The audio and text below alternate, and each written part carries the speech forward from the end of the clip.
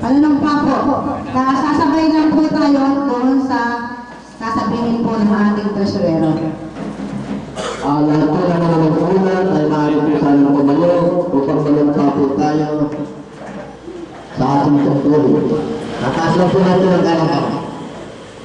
Panunod pa para sa mabuting pamamahala o sa tuwid na landas.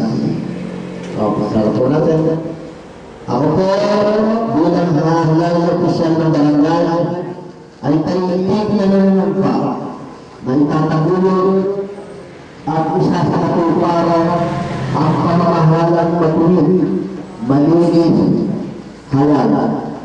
At nagbibigay ko sa lahat ng mamamayan na makilahok sa pagpapaunlad ng barangay. Hatilan mo ng mabilis at tapat na paglilingkod ang aking mga kabarangay ng may taggala at malasakit. Sa kanilang kakailangan at kalagayan, hinahinayatin ko na ang bawat isa makilahok sa pagpaplano ng mga programa, proyekto at gawain. At sa pagsasakatuparan ng mga ito, upang ang inaasang kailangan makapunuhan at napapanahong pagbabago ay makamit.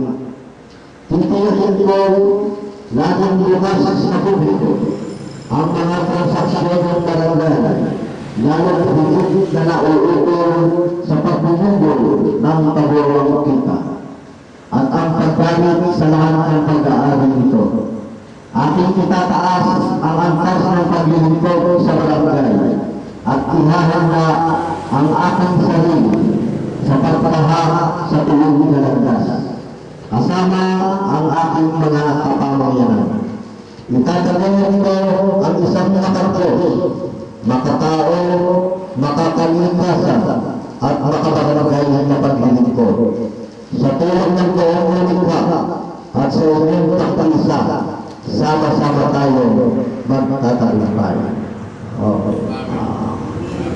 Lahat po tayo ang nalulungkot ng lahat.